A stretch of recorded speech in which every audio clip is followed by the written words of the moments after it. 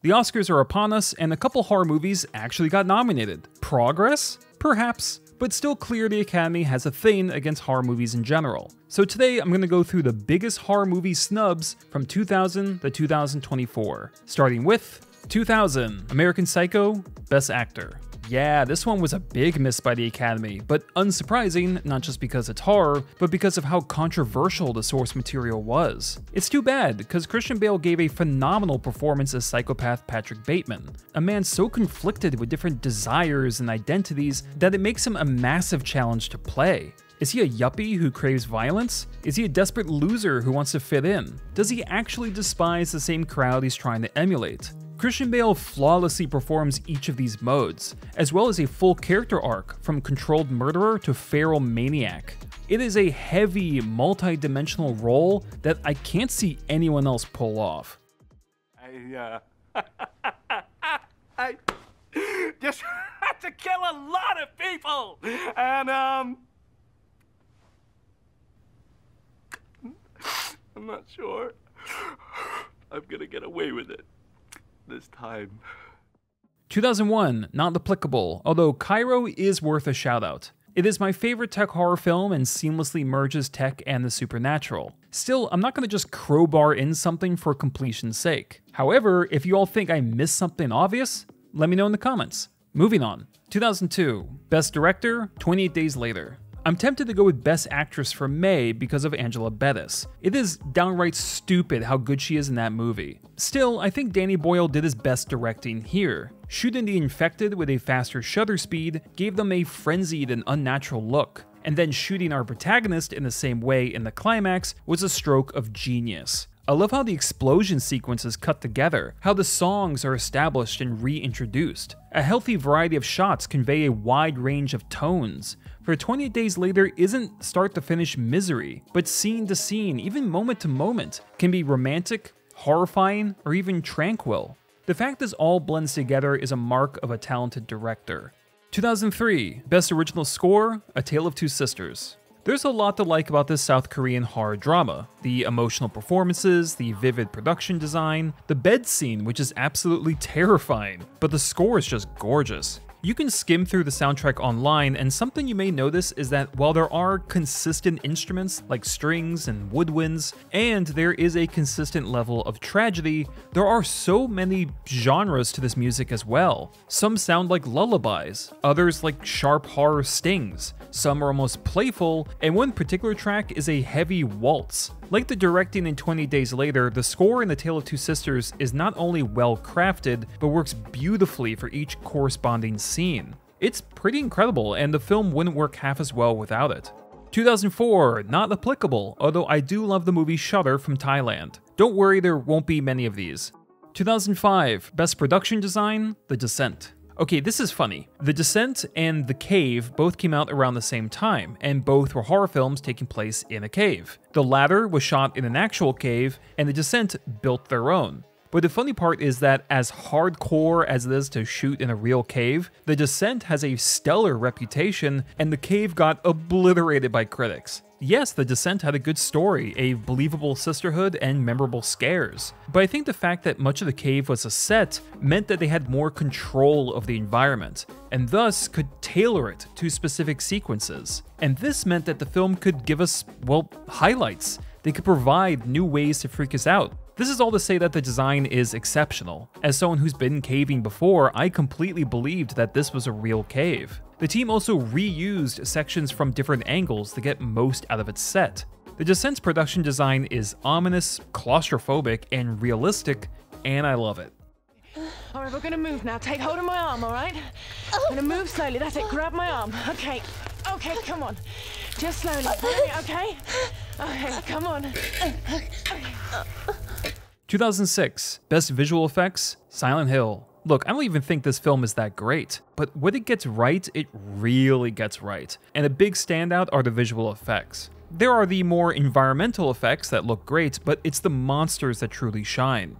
For 2006, these look amazing. There's never a moment where they don't seem like they're existing in the scene itself or next to our actors. The movements of the creatures are also effective for the scares. Sure, they did justice to the original game, but they also look disturbing and like a natural part of this world. None of it feels phoned in. There's no sense of, oh, we'll fix it later. It's just professional great work.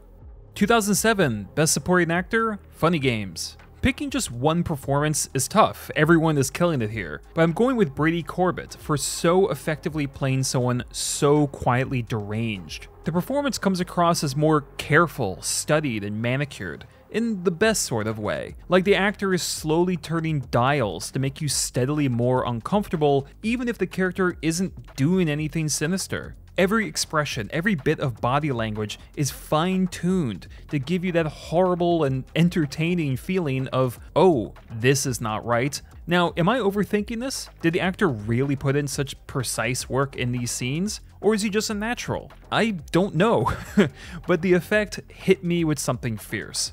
2008, Best Makeup, The Ruins. Sweet Jesus, the makeup in this movie. Here, the makeup team had the task of making us scared or at least repulsed by intelligent plants. Yeah, that sounds dumb, and it's fair to think that. I personally don't find the movie scary, but it is harrowing because this growing infestation, this merging of thick vines and flesh, looks so believable. And it hurts, the effects look painful, and when the characters are yanking the vines from human bodies, you can practically feel them pulling out of your skin like stubborn stitches. It's as great as it is brutal.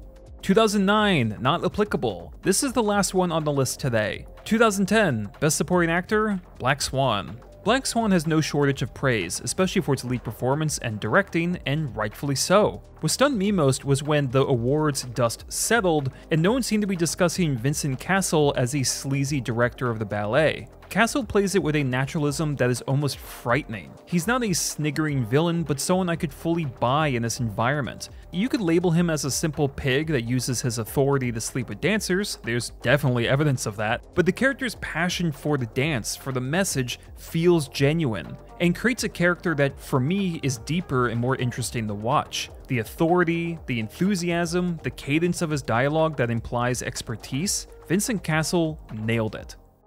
Perfection is not just about control. It's also about letting go.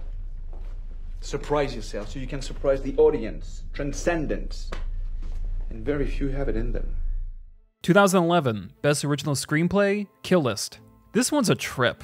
Many horror films are content with letting isolated images and sounds dictate how you feel. Like, here's a creepy scene, okay, now wait. Okay, here's another creepy scene. And that's the experience. Kill List does things differently. Yeah, there's plenty of disturbing imagery. That scene with the hammer will make you crawl into a ball, but it's the plot that makes you feel wary and unsettled. It starts with a tense dinner party showcasing a rocky marriage, and you're almost getting a little bored. But then it moves into the hitman plot, as our protagonist and his friend are guns for hire. Okay, we're watching a man torn between his violent work and home life. But again, it pivots. Just as we understand our main character, he pulls away from us, becoming more vicious with each assignment to the point where his best friend struggles to rein him in. Throughout this, there is also an undercurrent of conspiracy. Characters seem to revere the protagonist or speak to him in code. It is a haunting escalation of confusion and violence that culminates in one of the scariest third acts of any film. Despite all these shifts, no scene feels random. The script is as tight as a snare drum, and the dialogue makes you buy this friendship at the center. That is good writing.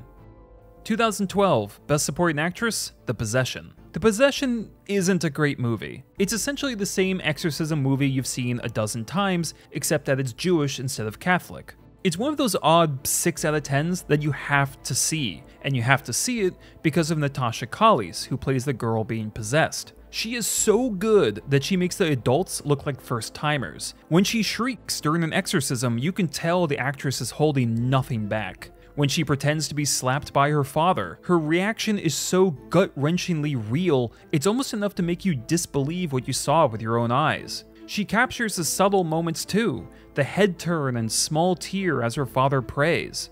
It's a brilliant performance. I will say of Hashem, He is my refuge, my fortress, my God. I will trust in Him, for He will deliver you from the ensnaring trap, from devastating pestilence.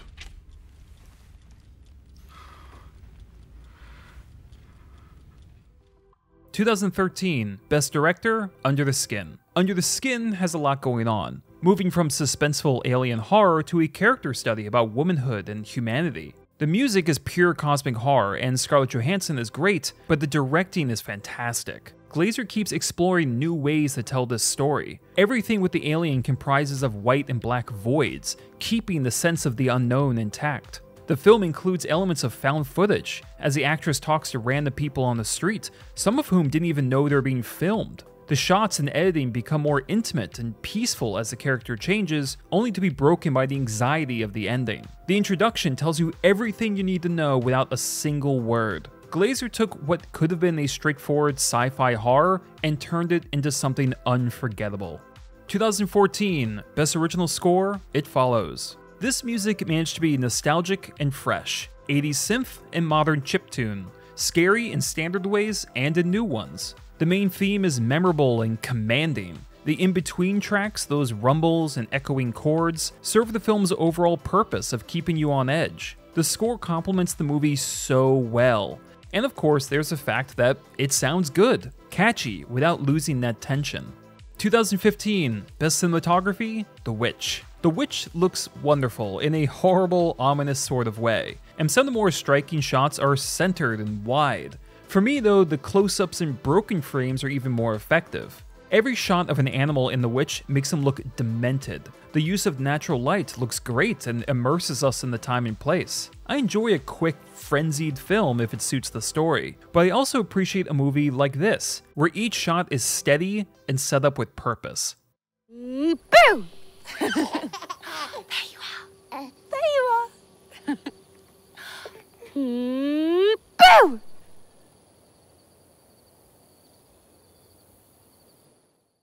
2016, Best Actor, Split. 2016 is a contender for the greatest year for horror movies. Should that be its own video, like finding the best year for horror? Comment below, let me know what you think. Anyways, yes, 2016 was a dominant year for this genre, and picking one Oscar snub was really hard. The Wailing for Best Picture, Neon Demon for cinematography, A Dark Song for cinematography, Don't Breathe for sound, The Love Witch for production design, and if we count it as horror, 10 Cloverfield Lane for Best Supporting Actor. Train to Busan for Best Supporting Actress almost got chosen, that's gotta be one of the best child performances ever, but James McAvoy is pretty much putting on an acting showcase in Split. It's not just that McAvoy played a gruff authority figure with OCD, a soft-spoken matriarch, and a little boy with a lisp. It's that he did them all convincingly, adding consistent quirks and subtleties to each character to flesh them out.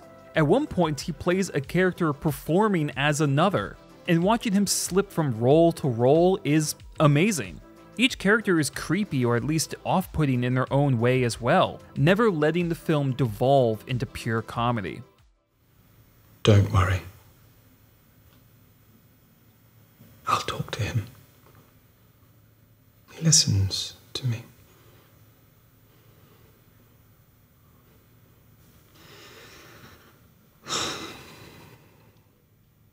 He's not well. 2017, Best Director, Killing of a Sacred Deer. Like with Under the Skin, when I think good directing, I think of choices, and this movie is full of brilliant ones. How the camera gets uncomfortably close every time the villain has the upper hand. How steady the camera work is until the climax. How the actors are directed to be almost monotone, which only makes certain dialogue more disturbing. And my personal favorite, how each element of this curse is shown on screen. The end result is a story about a curse that actually feels like our characters are doomed from the moment the curse is cast. 2018, Best Actress, Hereditary. I almost don't want to put this because it's so obvious, like, duh. Both Climax and Mandy had outstanding, no, really, outstanding cinematography and should have been nominated. Suspiria's editing was the best of the year, and Bohemian Rhapsody winning was spit in the wound. But yeah, Toni Collette probably gave the best performance that year from any actress. I don't have anything to add really. Collette masters every aspect of grief in this performance. The initial horror, the sadness, the spite, the fury, the desperation, and that's not including the possession that comes into play. I have no idea what the Academy was thinking with this one. Okay, so try again, release yourself. Oh, release you mean? Yeah, fine, release me, just say it. Just fucking say it! Don't you swear at me, you little shit! Don't you ever raise your voice at me. I am your mother. Do you understand? 2019, Best Original Score, Midsommar. I know it's a divisive film. Some people truly despise it, but I hope we can all meet in the middle and acknowledge the music. Easily one of the best horror scores I've ever heard, the string melodies are lush and weave beautifully into each other. It is remarkably pastoral, complementing these sunny skies and grassy fields that we're watching. And this is exactly what made the film so sick to me. Like both this cult and the film itself are cheerily skipping along while murder and psychological corruption are taking place. The music cranks up the horror when it needs to, like the gut punch intro, or the finale where those violins shift on a dime to really hit home the grotesquerie in front of us. It's bright, it's horrific, and it's fitting. A great score. 2020, Best Original Screenplay, Wolf of Snow Hollow. The Wolf of Snow Hollow did a beautiful job merging the dramatic, the darkly funny, and sadistic. The main character is fascinating, bursting with flaws, and not in some patronizing or timid way that some movies do. You know, like they're terrified of losing your sympathy. This guy is on the verge of mental collapse. He is an impatient, curt alcoholic who fails as a leader. But you can't hate him, because the writing and performance are so earnest and honest, and because the script shows those flashes of hope that you cling to. This could have worked just as a character study, and yet it manages to align nicely with this hunt for a potential werewolf, adding more layers of stress that our hero must overcome. The characters are engaging and they all talk like real people. The father-son relationship, the pressure of alcoholism and work, the romantic hints from another officer, all of these feel true to life and all fold into our main character's journey. This is so much better than it had any business to be. Victims are always women and the killers are always men. Why is it always women? You think women have had to deal with shit like this since like the Middle Ages? 2021, Best Picture, Titane. This was one of those golden opportunities where the Oscars could have been cool. And no, I don't agree with nominating something because it meant a lot to certain demographics, or to be a trendsetter, or peer pressure. No. If Titane sucked, I'd disregard it. But it is an incredible horror drama by every measure, and it won the fucking Palme d'Or at Cannes Film Festival. It was the cool thing to do, it was the right thing to do, and the Academy didn't do it. The concept is outrageous on paper, combining a metallic pregnancy, serial murder, and family drama. But it works because of a thoughtful script, gorgeous cinematography, great practical effects, and actors who make you believe every moment of joy, grief, and agony. It's a horror drama that doesn't forget the bloody or the evocative. This was just a bad snub. 2022, Best Original Score, The Menu. Mia Goth in Pearl is a no-brainer, and it's more of a thriller, but The Stranger should have been the shoe-in for Best Sound. But I really wanted to talk about this movie's score. I didn't love The Menu as much as others. To me, it was a less intelligent triangle of sadness with a bad ending.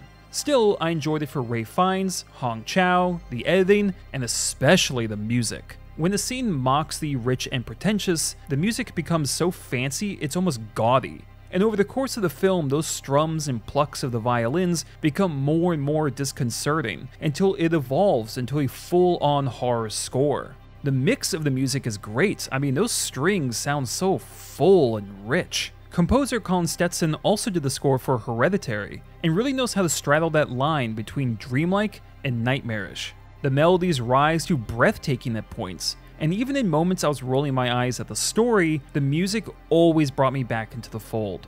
2023, Best Makeup, Evil Dead Rise. Jesus Christ, get her away from me. Look, I know every year there's plenty of gooey monster effects to marvel at. Hell, even in this film. All the violence is well done and feels appropriately painful. But it's the work on the mother character that struck me the most. Thanks to performance and makeup, she looks absolutely horrifying.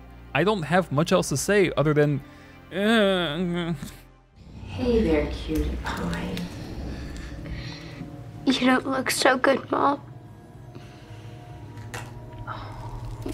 Nothing a big ol' hug and kiss from you won't fix.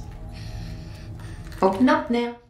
And 2024. Since 2024 horror is fresh in my mind, I'm going with 3 snubs today. First is the obvious. The First Omen looks beautiful, psychedelic, and disturbing, and should have been up for Best Cinematography instead of Emilia Perez. The angles, framing, and movement are all wonderful to gaze upon and do so much to illuminate character development and a general sense of falling into madness. Then there's Alien Romulus, which, for all its story flaws, offers great production design that both paid respect to the Alien franchise and also moved in a new visual direction. And last up is Best Sound, which normally goes to the big and bombastic, and often for good reason. But the movie Longlegs combined analog and digital sounds to create this world of thick, bizarre, and overwhelming noise, and gave us those delightful feelings of anxiety and discombobulation. Say what you want about Nick Cage or the White Rabbit approach to the third act, Longlegs had sound on its side. So those are my horror movie Oscar snubs every year from 2000 to 2024. Be sure to check out my little awards show video I did for horror movies from last year, and swing by my Patreon for fun rewards. Subscribe, comment below, all the support means a lot, and as always, thanks for watching.